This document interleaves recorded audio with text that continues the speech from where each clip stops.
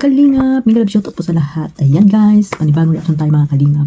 At ayun nga no, nakita ko ito sa live ni Kalingap Edo. Ayan, pumunta po sila ng Laguna.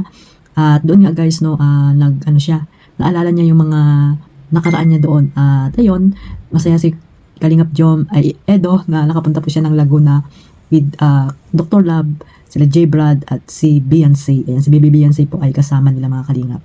At mamamasyal sila doon.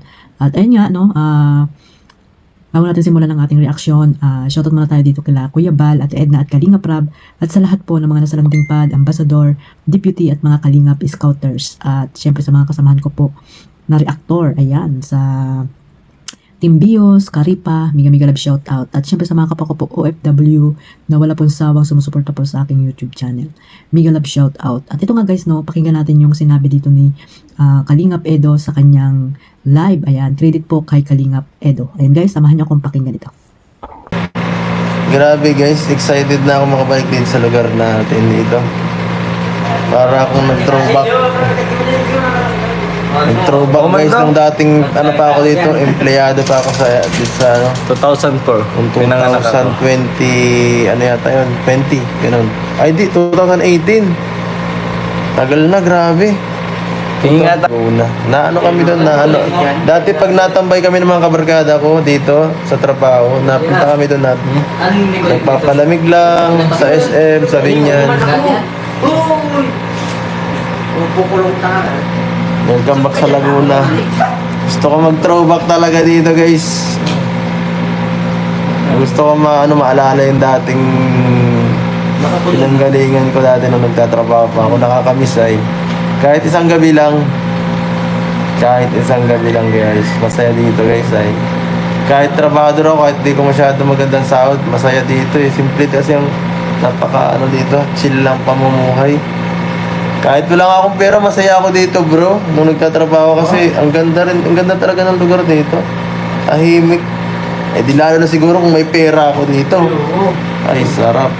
Gala-gala ka dito. At ayan, no, parang maano aking labi guys. Lipstick muna tayo. Commercial. So ayun nga guys, napanood nyo ang mga sinabi ni Papa Jom, sa tuloy ni Kalingap Eds dyan sa kanyang live, no? At ayun nga, sila Dr. Love, no? Ay pumunta doon sa Laguna, kasama sila J. Brad at iba pang mga kasamahan nila. At ayun nga, yung Edsay, ayan. Yan, Binyan, Laguna, mga Kalingap, or tabi ng Binyan, Laguna. So actually dyan po nagtrabaho pala si Kalingap Edo nung time na hindi pa po siya nagbablog, no? Parang factory. Ayan, hindi tayo nakita dyan Kalingap Edo sa Laguna kasi nagtrabaho din ako dyan.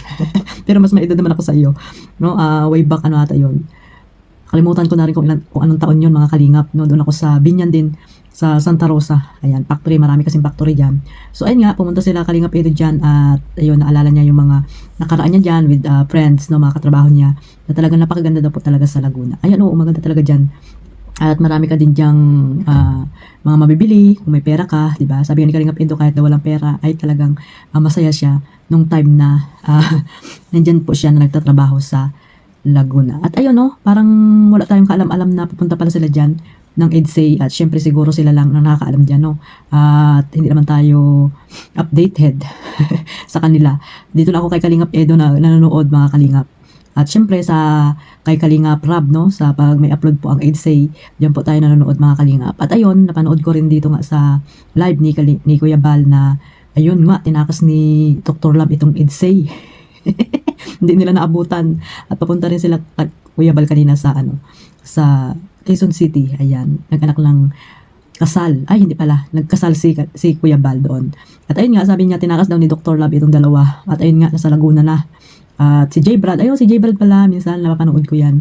No, pero yun nga, kanina nga napanood ko si J. Brad na nagla-live. At ayun, ay talagang maraming sumuporta po sa kanilang live kasi nga, syempre, updated sila kasi nga nandyan po ang kanilang iniidolo, no, ang EDSA. So ayun guys, at alam natin may vlog din yan, no? May vlog din yan si Kalingap Edo at hindi niya po yan i-upload sa kanyang YouTube channel at alam nating malaki po ang respeto niyan ni Kalingap Edo kay Kalingap Rab. antayin natin guys yung kanilang moment doon sa Laguna. Ayan, no? Ano kaya ang ano nila doon gagawin mga kalingap? Siguro pupunta sila sa ano, doon sa tawag dito, doon sa parang Star City. Parang Disneyland, nakalimutan ko na guys, doon sa Binyan, Laguna. At ayun, pupunta siguro sila doon. At diyan natin makikita guys kung ano yung i-upload ni Kalingap Rab. Abangan natin guys yung mga supporters po ng IDC Jam. Abangan nyo, no? At ayun, napakasaya ni Eds kasi nga nakarating ulit siya kung saan siya nagtrabaho ng ilang taon bago naging isang charity vlogger. At ganun nga, di ba? Napakaliit lang ng sahod noon, mga kalingap. Unlike ngayon na yung kanyang sinasahod sa YouTube, di ba mga kalingap? So napakalaki po ng pinagbago din ng buhay ni Kalingap Edo bilang isang Kalingap partners. At ayun nga, sa pamagitan ng kanyang mga love team, ayan. Like dito nga yung Edsay, no, dyan po siya talagang sumikat din, no. At yung isa pa niyang kalab team noon. But anyway, kalimutan na po natin yun. At ito na ngayon ng Edsay, no, na talagang si Beyonce ay yun.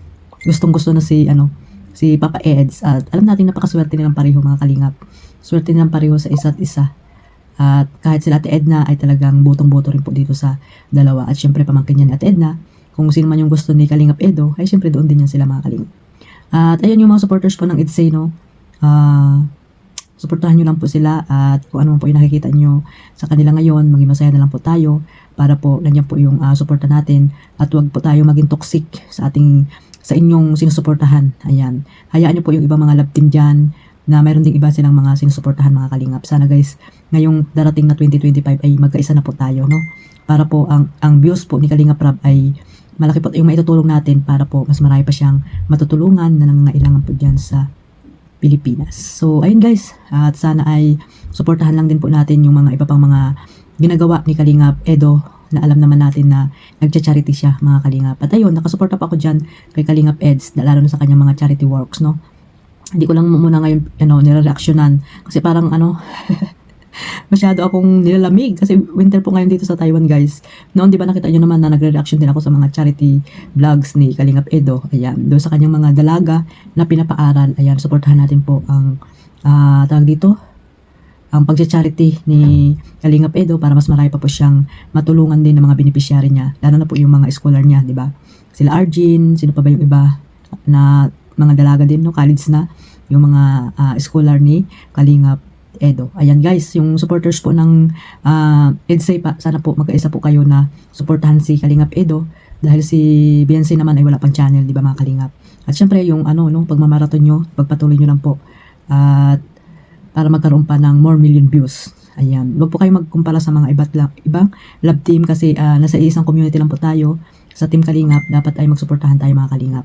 So hanggang dito na lang po. Marami pong salamat sa suporta ninyo sa aking munting YouTube channel, ay ang Kalingap Maymay.